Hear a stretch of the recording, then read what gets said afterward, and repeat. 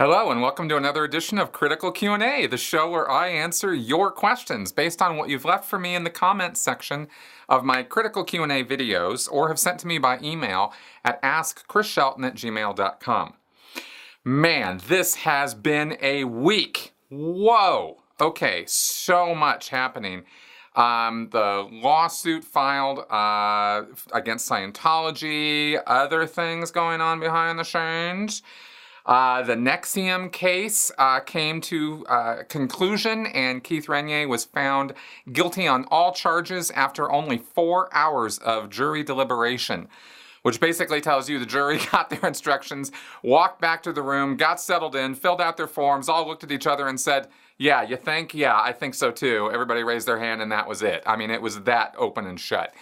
And Keith Renier, of course, being somebody who ripped off a lot of Scientology principles for his own business consulting cult. It was not a religious-based cult. It was called NXIVM, and he is complete scum of the earth and deserves every single minute that he will get in jail for the crimes he committed against women and men also, and children. So goodbye, Keith Renier. Justice was served, and we really, really hope that there will be similar results with these lawsuits. While they are not criminal cases brought against David Miscavige and the Church of Scientology, we are still hoping that these things go all the way with depositions. Perhaps Shelley Miscavige might get wrangled in on this, etc. There will not be, for reasons that will become clear in the probably not too distant future, you will not see me talking a lot or even commenting a lot any further than what I just said about these lawsuits against Scientology. Know that I am definitely root behind the scenes on all of this, but there are other things going on too that I'm involved in. And that's all I can really say about it as far as why I'm not going to be commenting a whole lot about this in the future. So let's just kind of see how this whole thing rolls out. I am very much hoping for a positive result. And by the way, for those of you who don't know, don't follow me on Twitter, aren't necessarily keeping up on all the Scientology news, this initial lawsuit that's been filed against the church for kidnapping and false imprisonment and various other things that is getting all this wonderful media attention right now is only the first of many lawsuits that are coming. So there's just going to be kind of an avalanche of this, and I am quite sure that with the NXIVM case, I mean, the timing was just perfect. I'm sure with the verdict rendered on the NXIVM case, I am positive that David Miscavige is absolutely pissed in his pants right now, and with good reason. And if he's not, well, that just shows that he should be. Anyway, that all being said, I got some great questions. We're not going to be doing flash answers this week, so I'm going to be going through some big questions this week, a little bit more than usual. And let's go ahead and get to it. Oh, and by the way, the podcast I did this week with Clint Haycock, second one that I've done with him, he's a former evangelical minister. I highly, highly recommend that you listen to that, because if you're following me just to know about Scientology, you're really limiting the education and entertainment that is possible on this channel. And in this episode of the Sensibly Speaking podcast that I just posted yesterday, we talk about the evangelical agenda. It's a real thing. It's not conspiracy theory. We go over all of it. These people are hiding in plain sight. They are very loud and proud about it. And I really, really want you guys to know about this stuff, because if you think Scientology's bad, and it is, and you think things like NXIVM are bad, and they are, there's a whole bigger movement going on here in the U.S. and to a degree around the world that you guys should really be aware of. So anyway, check out that podcast. That's all I'll say about that. Now let's get on with your questions.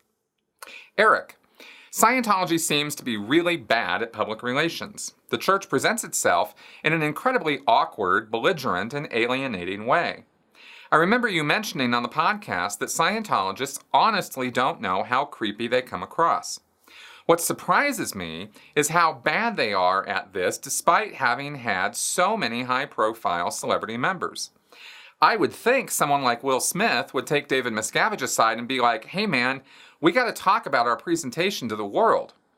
I find it so weird that celebrities who carefully manage their image don't get how crummy the church is at doing that. Do you have any thoughts? Keep up the good work. Oh, yeah, I got a few thoughts. Okay, like I did say before, the church members definitely are not aware because they are in a bubble world and are very much in tune with an us versus them mentality, which is a combative mentality. It makes people, who are not in your group enemies, or at least people to be kept at a distance. And so they don't see, are not aware, and will not listen to criticism of their group. If you're a friend of a Scientologist and you start trying to talk honestly with them about the subject, they will shut you down 100% of the time.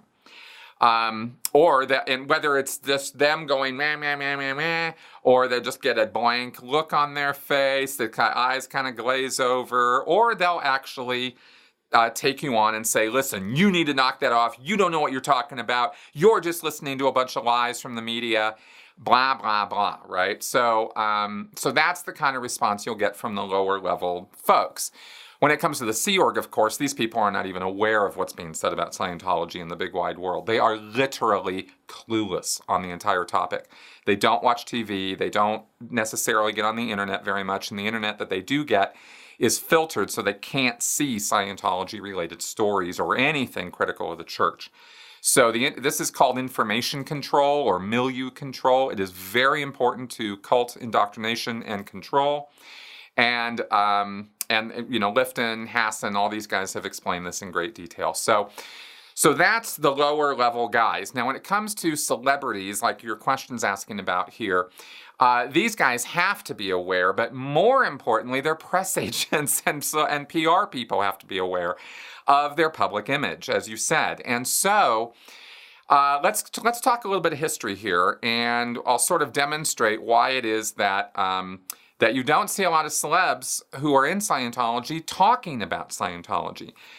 Tom Cruise got the Freedom Medal of Valor, I think it was in 2004, 2005, and he went on a tear, man. He just was like going to promote Scientology. He was going to disseminate it like crazy.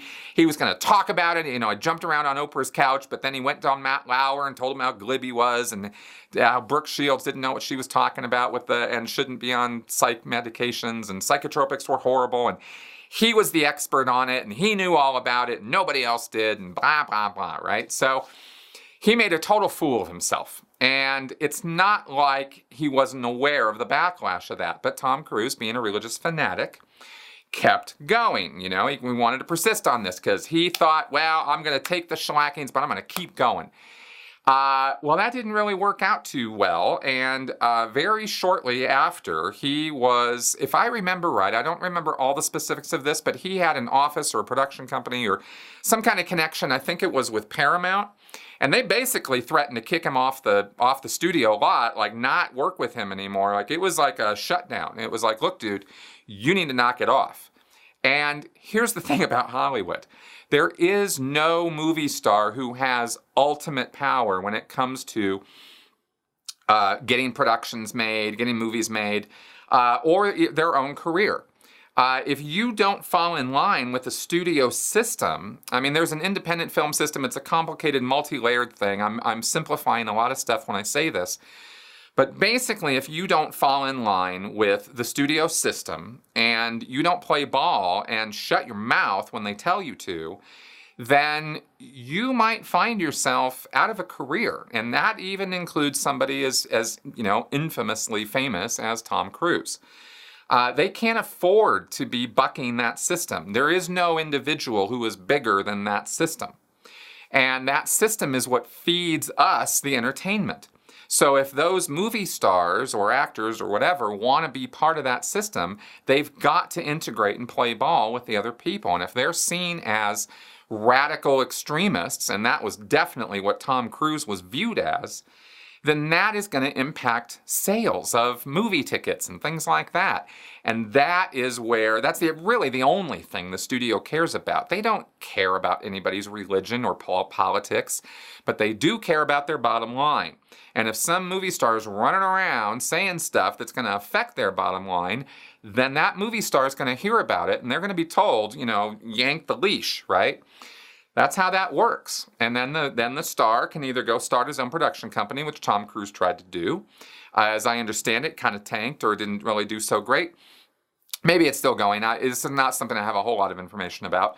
But he, he's still making the movies, but you'll notice that ever since that time, like 2006, 7, 8, about, I don't know if I remember totally correctly, probably around 8 or 9, definitely by 2010, he had a zipper on his mouth again, right?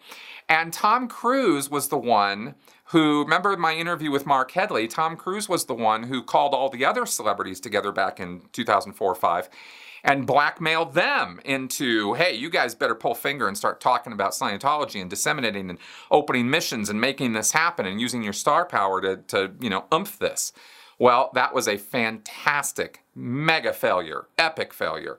Jenna Elfman opened a mission. Kirstie Alley, I think, did something. A couple guys did a few photo ops. They do events at Celebrity Center. But, when it comes to being asked about Scientology, they shut it all down, right? You'll notice that every single one of these celebrities, when they give celebrity interviews, go on talk shows, talk in Vanity Fair, they don't talk about Scientology. Or if they do, they'll only keep it to a couple very carefully controlled lines that are given to them by OSA. And OSA's kind of rolling with this and going, okay, well, here's what to say, which is anybody who's against us is just a religious bigot. Anybody who criticizes the church doesn't know what they're talking about, this kind of crap. So it is a very, very carefully stage managed thing for the celebrities and how they relate to the rest of the world. Now, as Scientologists, except for Tom Cruise, none of these people have any pull with David Miscavige. I mean, look at what happened with Leah. She actually met with David personally, went over stuff. He promised her the sun, moon, and stars. He promised her a rose garden, said, well, I'll handle all this stuff, and proceeded to not do so. Sent her to flag. She got mega sec checking, truth rundown, slapped around, get in line or you're for it. And she was like, yeah, no, I'm not going to get in line and I'm not for it. Screw you guys. And off she went. And she took her whole family with her. And this is all the backlash, right? They created all of that. If David Miscavige had actually listened to her, none of this would be happening right now. None of it. If he had opened up about where Shelley was, if he had been at least a little bit honest, a little bit open to receiving some criticism and receiving some, actually at the time, Leah was trying to offer somewhat constructive criticism. She was like, hey, what the hell's going on here? This Tom Cruise guy's making as a laughing stock. Scientology is not, this isn't how to do this. And David Miscavige was like, yeah, whatever, basically. So she tried, and look what happened. So these other celebrities do not have clout like that within the world of Scientology. It's kind of a funny thing. It's so it's so easy to forget that we are talking about a destructive cult. It's a cult. So the celebrities are just people. In the end, they're just like you and me, actually. If you actually sit and talk to them and kind of take that out of the equation, you find that they got the same problems with their kids, with their spouses, with their jobs, with stress, anxiety. I mean, in fact, more so because of their public image and the vast amount of responsibility and pressure that puts on them. And also all the stalking and harassment that celebrities get, TMZ and all those guys. I mean, it's like being in a little cult, being in the world of celebrity. And then you're in a cult being in Scientology. I mean, right? So David Miscavige is not in a place where he's going to listen to anybody telling him what to do. He was educated by L. Ron Hubbard. He's read Hubbard's policies. He's got his own ideas and flourishes that he puts on these policies. He always takes everything Hubbard wrote and interprets it in the worst possible way. And that's how he runs Scientology. And he is not into being questioned or being dictated to or receiving constructive criticism from anyone. And I don't know, obviously I have zero inside line on what kind of conversations he and Tom Cruise have, but clearly Tom Cruise has been defanged as far as his, aggressive bulldog Scientology dissemination tactics. So that's where that stands. And that's why David Miscavige, as a cult leader, which is what he is, he's at the top of the pyramid. The celebrities are way below him as far as he's concerned. And that's why you're not going to see any change of course, no matter how many celebrities go talking to him and telling him, hey man, let's work something out here. Let's talk about our presentation to the world. He's going to be like, what do you mean? And he's going to get that look in his eyes, and it's going to be like, keep talking, buddy, and you're just adding to how many intensives of sec checking you're going to get at Flag or at Celebrity Center. That's David Miscavige's attitude about the whole thing, as far as I can tell, and based on my, experience and knowledge about Scientology. So, I could be wrong about these things, but I don't think I am. And we see the results of that. And that's why I think that my take on this is probably about as accurate as you can get. Kevin Zay, what are your thoughts on Steven Anderson and the likes of the NIFB movement, the group that is hosting the Make America Straight Again conference on June 16th in Orlando? Are they just an ultra-conservative Baptist sect, or have they moved past that into the realm of dangerous cults? Thanks for the question, Kevin. This is a deep dive subject that I have not done a deep dive on. I have seen Steven Anderson many, many times. I've been watching this guy for years. He is absolutely loony, and the things that he preaches are definitely straight up biblical literalism. I mean, this guy will take the exact words of whatever edition of the Bible he thinks is the right one, and he just goes to town, and he is passionate and adamant about the fact that you have to literally do everything it says. And then, like David Miscavige with Scientology and L. Ron Hubbard, Steven Anderson takes the worst possible interpretation of biblical scripture to interpret that to mean things like all homosexuals, anybody in the LGBT community must die. They must be put to death. This is the first time I've ever shown a video clip on my Critical Q&A show, and I want you to see this so you'll see Steven Anderson in his own words. I'll put it this way. Any man who would have sex with another man would have sex with an animal. That's blatantly not true. It is true. About 5 or 10 years ago, a lot of the stuff that I preached, people thought it was too radical. Now, to me, LGBT stands for let God burn them. Right. But now they're starting to see, oh wow, he's right. But you say, well, it's LGBTQ. Well, then you could say, let God burn them quickly. I don't have any advice for homosexuals except to put a bullet in your own head so that you don't molest my kids or anyone else's kids. Uncensored, just raw Bible preaching. NIFB stands for New Independent Fundamental Baptist. And this group, as far as I can tell, based on the leader alone, is absolutely, if not a destructive cult, it is racing to become a destructive cult as rapidly as possible.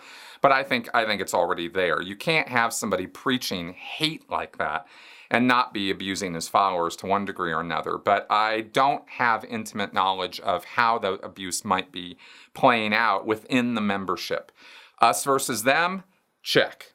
Fomenting hate? Check. We have the only knowledge that matters anywhere in the world. We have the sacred truth and everybody else has it wrong? Check, right? I mean, you can just kind of go down the checklist and see that there's a number of very, very troubling indicators with this group. Now, the thing about the NIFB is statistically, from what I could find on Rational Wiki and other places when I did just a cursory look at this, there's only about 150 members in this congregation as of 2015. So we're talking about a statistically insignificant number of people here. But this group is demonstrative of the kind of things I was talking about in the podcast I did this week about the evangelical agenda. These people definitely fit into that group of people, which is a much larger group of people.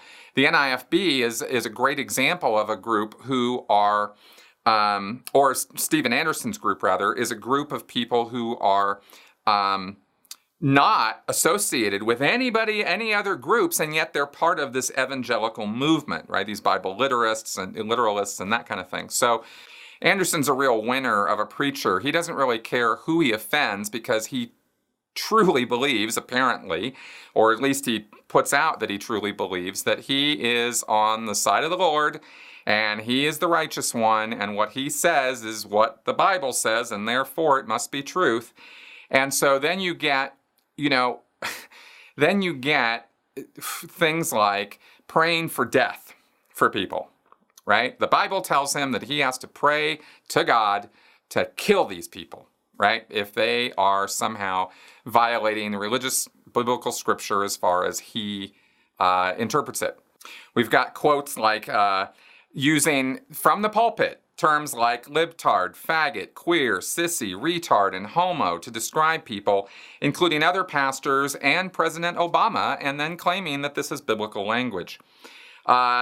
Generalizing classes of people, quote, all actors are sodomite faggots, and people who don't like me are homos. I mean, this is the way this guy talks, right? So, yeah, that's pretty much all I have to say about this guy. I think you guys can draw your own conclusions on that. AW. Recently, I found a paper in my family's house with a long quote from LRH on it. Quote, in Scientology, you are dealing with a specialized group, specially selected. Actually, these people are all pre-selected out of the races on Earth today. It isn't a cross-selection of the population at all. It's a very great minority of the population. As these people move up to more advanced levels of training, a further selection takes place. Their confront, their persistence come up. Just look at the things that are required of one of these people. Look at the things that have been required of you in actual fact, as sticking with it despite the disappointments and upsets and trouble you've had. If you don't think that's a process of pre-selection, you should take a look at it someday. Just going on being in Scientology is a process of pre-selection. It has its rewards, but it also has its liabilities, and those that have survived this particular process have simply demonstrated the fact that they will obviously someday make OT. End quote. The Relationship of Training to OT, lecture of November 7th, 1963.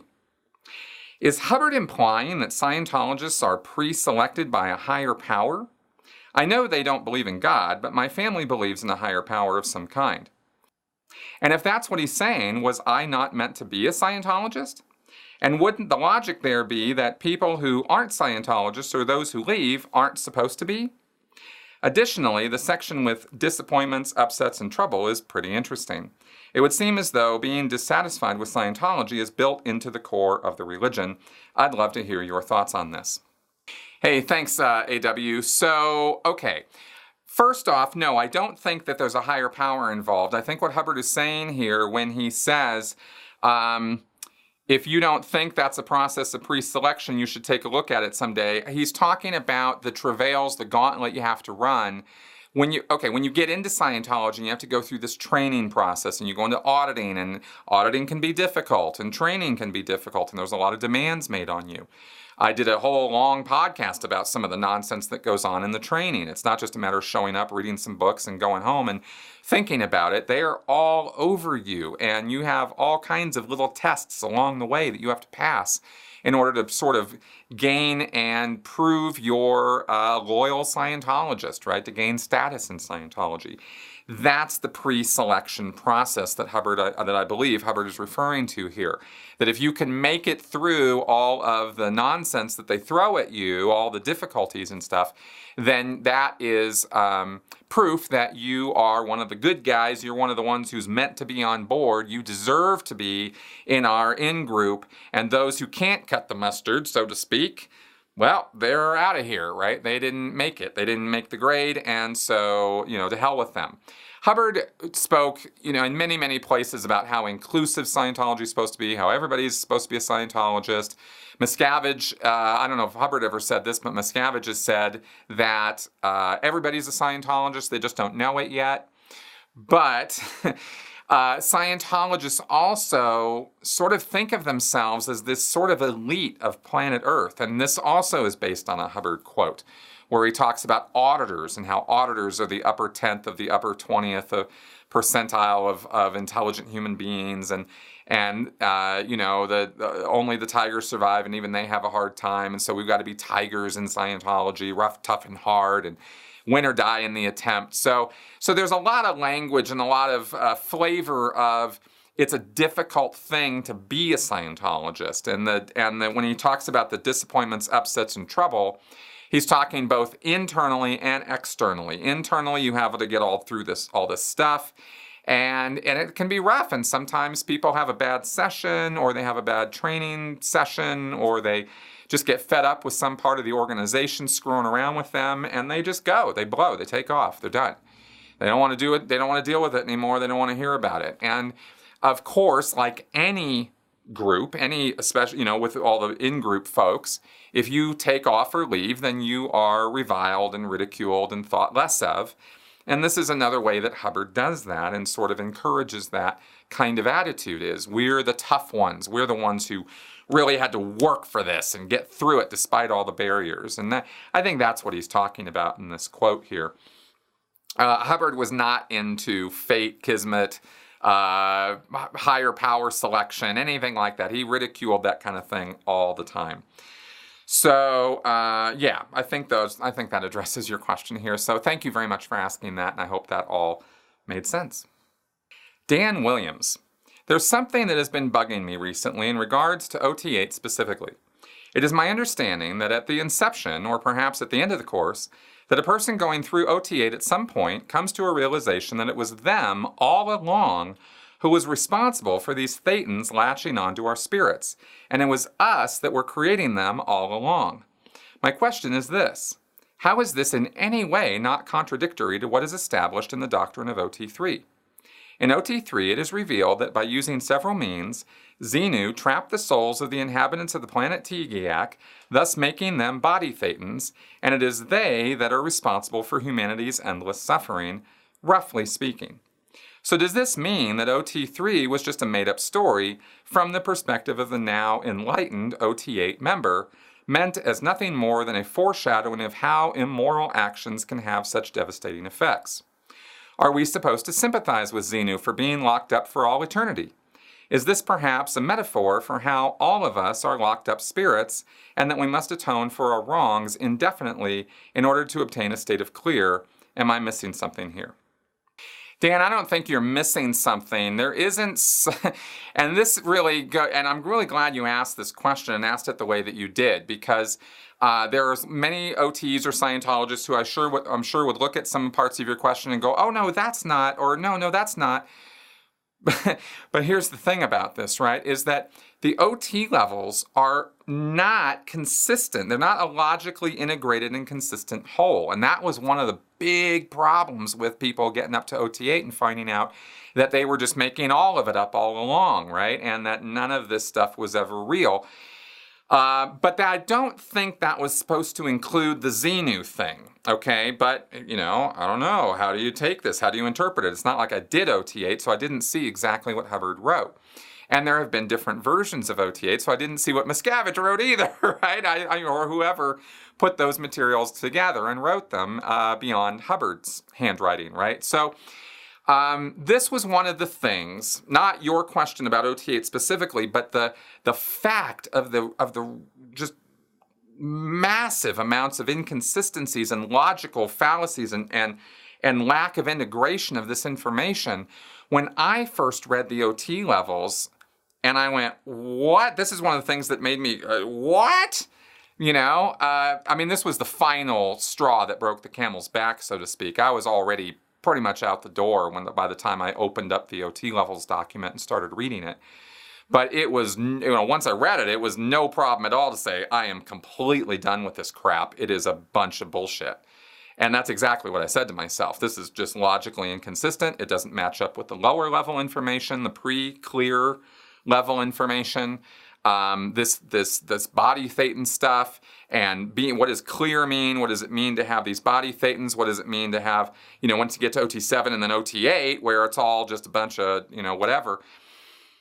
These things don't go together well. They don't make a whole lot of sense. And so to think that these are the answers to every question you ever had about your nature and the nature of the universe and God and spirits and all that, nah, not at all. This stuff doesn't make any sense. And really, when you get down to it, that's kind of it. It doesn't make sense. You can twist and turn and push and pull and try to figure all this stuff out and strain your brain to make it all make sense. We're all very good at that. We can do that. And I could offer you some explanation. I could offer you 5 different explanations for why this makes sense. But really, it comes down to acknowledging that it doesn't make sense. This is the brainchild of L. Ron Hubbard. L. Ron Hubbard died a senile old man on medications and insane. These are his ravings. And OT8, remember, was kind of a compilation of stuff that they kind of hodgepodge together. So I don't know that Hubbard even ever wrote any of that stuff about how you're just making it all up and none of that stuff actually happened to you, or whatever it was that he put into OT8 or whatever he intended OT8 to be. Who knows at this point? David Miscavige, and that's about it.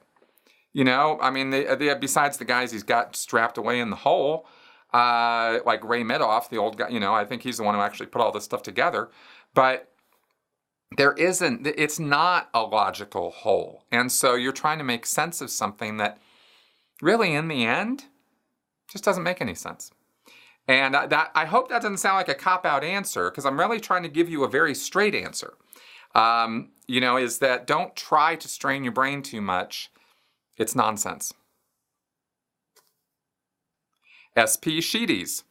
For you personally, do you have any more or less personal satisfaction generating Scientology-related content, other destructive cult content, or critical thinking content? I enjoy all 3, but I was wondering what was more fulfilling for you, if any. Thanks for this question. This is an interesting question. I enjoy doing everything I do. I love my job. This is my job. This is what I do. And I just absolutely love every aspect of it.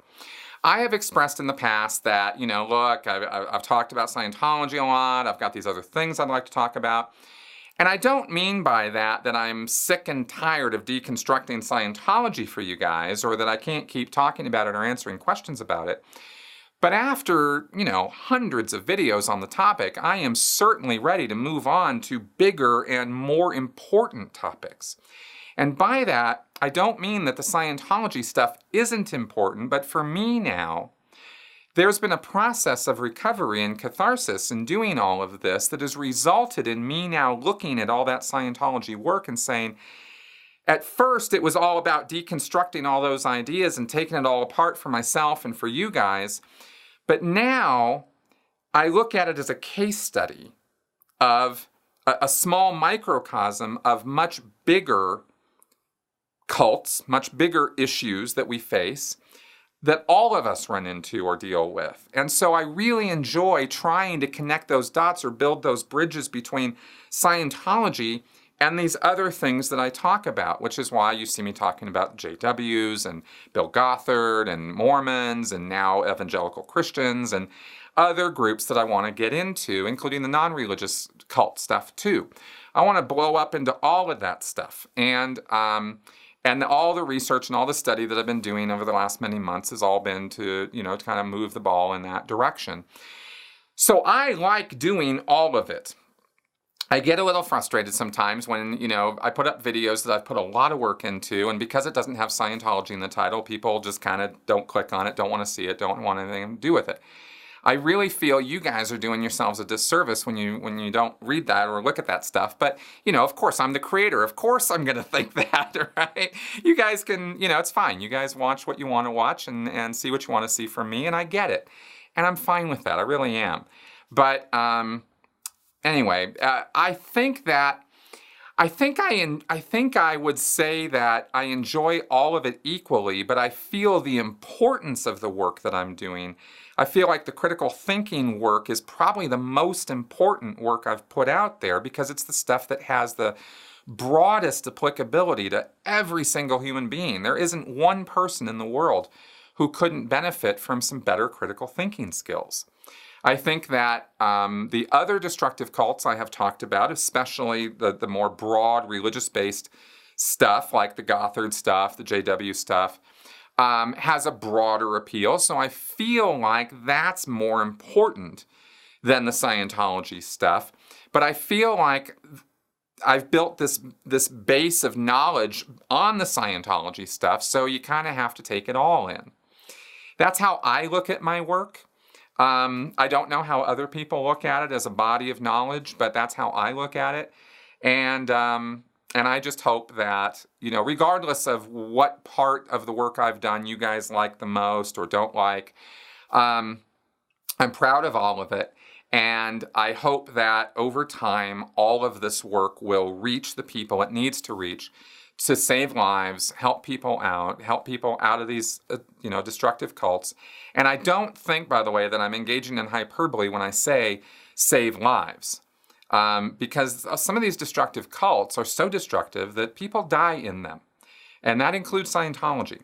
So I do look at this work as very, very important work. So I don't know. I maybe I rambled a little bit there, but I that's kind of my thoughts on your question there. Thank you very much for asking that. Kath T. I've watched all the Q&A videos, and I don't remember seeing you ever talk about mind-crushing boredom as a factor in Scientology and cults in general. As I've learned about cults from you and John Cedars and others, I've learned that boredom seems to be a tactic rather than an aberration. I first got interested in cults on the 30th anniversary of the massacre at Jonestown in Guyana. I found Jim Jones' sermons on the internet, expecting them to be captivating and enticing. In fact, they were incoherent and mind-crushingly dull. That was actually what began to intrigue me most and set me on the path of investigating more. I'd be interested in how bored you were in Scientology and what you think about boredom as a feature of Scientology and other cults. Thank you for your great work. Hey, thanks, Kath. Interesting question. And let me, here's what comes to mind for me, is when you talk about boredom, I think monotonous, repetitious nonsense being spewed by these guys in a kind of hypnotic pattern of speaking. A beat to their language. If you watch a guy named Stefan Molyneux on YouTube, you see the same kind of pattern to the way that he talks. There's a beat to it. It's monotonous, it's repetitious, and it's trance-inducing. And that is the tool that I believe that you are referring to there when you're talking about this mind-crushing boredom. You look at it as a non-follower or a non-believer from the outside, and you have a more objective perspective, and you look at what they're saying, and you go, my God, this is the most repetitious, boring nonsense I've ever seen. But the followers, I don't know if they showed any audience reaction shots during the Guyana thing. I've not watched Jim Jones speak for any length of time. I've seen short clips of him speaking. But the sermonizing, right? And in Scientology, this is analogous to L. Ron Hubbard's lectures, where he just drones on and on and on about stuff. And Hubbard has an idea for a lecture, and the point could be made in a couple sentences. But he drags it out for like an hour and a half, telling all these tall tales and stories and telling stupid jokes and relating different anecdotes and stuff like that, and finally getting around and circling around to his point. And it was, even as a Scientologist, I noticed that sometimes, and it was a little bit like, my God, right? Could we just get to the point here?